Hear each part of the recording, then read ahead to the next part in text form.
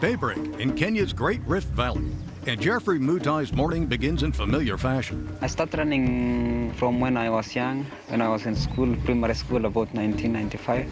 For me, I think it was in my blood. Geoffrey Mutai of Kenya, just yet 2:03:01. Unbelievable stuff. Life, it's changed a lot.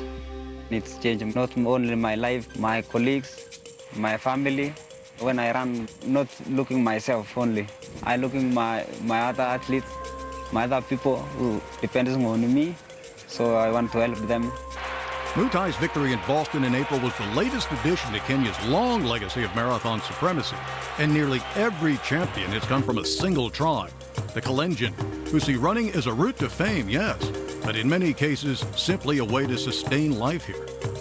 We are now on the way to the camp of Geoffrey Mutai. It's a very quiet place, no influence from outside. In the morning when you are here, you see hundreds of athletes training. In Kenya, it's difficult to get a job, so running can be a chance for them to earn money. They have a big responsibility for their family. After winning Boston, he bought a new house, he bought some plots. Sometimes he is helping his training mates, never earn money, to give them food, to give them some money for training, to give facilities, training shoes and things like that. Let me first greet this guy. Good to see you, man. You too. Yeah, we are living here. Yeah? We are training with all these athletes. Yeah? How many athletes there are together?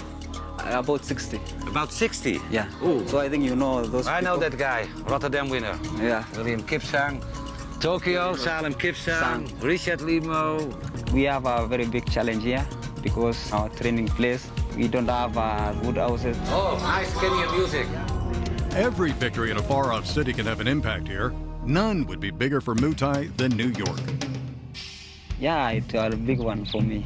Even when I was going to run in Boston, I was targeting to come to New York. For me, I'm running every race, I'm running my own race. If I won New York, I think I will be somewhere. When you go there, go and do your best. Good luck. Good luck. Thank you. And go and do the... Make us proud. I'm happy and I'm proud to represent my country. Geoffrey Mutai, and green means go as you look at the men's race in this 2011 ING New York City Marathon. It wasn't long ago when if you said someone's going to run a 2:03:02 marathon that you would have thought you were out of your mind. But the Boston Marathon is largely west to east, almost in a straight line from Hopkinton to Boylston Street. And there was a strong wind this past April when they ran that race, and as a result of that, the 2:03:02 didn't really account for much. But it was still the fastest time ever, a second place in Berlin, a second place in Rotterdam, and Geoffrey Mutai of Kenya is a favorite in the minds of most. He is looking to affirm. Wondering whether Geoffrey Mutai, leading the men's race right now, might be able to alter the history of this ING New York City Marathon. The women flirted with it, but Mary Katani's early race strategy proved to be her undoing, and we did not have a record. The chase is on. Mutai trying to win a second big marathon this year in Central Park, in green, and that means go.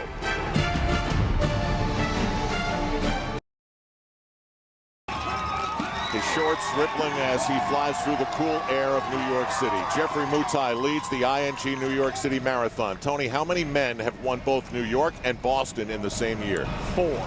Okay, so then how many men in the history of running have set course records in Boston and New York in the same year? None. Wow. Until now.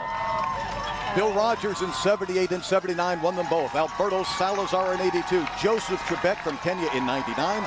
And Rogers Ropp last did it in 2002. None of them set course records in Boston and New York City in the same year.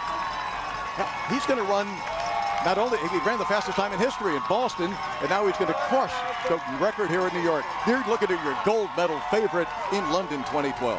You know, when he ran that 2:03:02 in Boston, everyone said, the wind was blowing like crazy. This legitimizes that time, doesn't it? This is affirming Boston. He was disappointed that people didn't recognize it. The BAA paid him as if it was the world record, bless their hearts. But he's saying, kids, that was real. And here's proof. Tesfaye Jafar ran a 2:07.43 in 2001, so the mark stands for 10 years. Tony, is the Kenyan men Olympic marathon team set at this point? Yes, this is the third man on their team. Abel Karui won the world championships for the second straight time. He's on the team. Patrick McCall ran the world record in Berlin in September. He's on the team. Geoffrey Mutai, the Boston and now New York City record holder and winner, is the third man on that team. They could sweep the podium next year in London. Of all the men who have come to New York City, you are looking at the fastest one. Geoffrey Mutai, just slightly over 2 hours and 5 minutes. He's the 011 ING New York City Marathon champion. Wow! Tony, did you ever think you would see a time like that? Oh, my That's Gerard Vanderveen, his manager, who we saw in the piece in Kenya. I thought it was going to take a 2:05 today.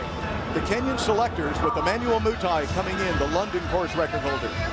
With one slot left, you had to do something special if you wanted to make that team. This is going to be a $500,000 finish, is it not? This is worth $500,000 because he is going to win the 2010-2011 World Marathon Major Series title with his second place finish in New York City. Well, they are unrelated by name, but they are related by success. Two Mutais, first and second here in New York.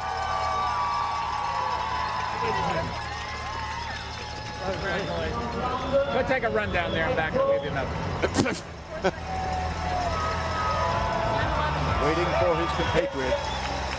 There's great fierce rivalry between the Kenyans, but there's great respect, phenomenal respect, of course. Well, they know where they come from, don't they? They know what it takes. Emmanuel Mutai smashes the old record as well.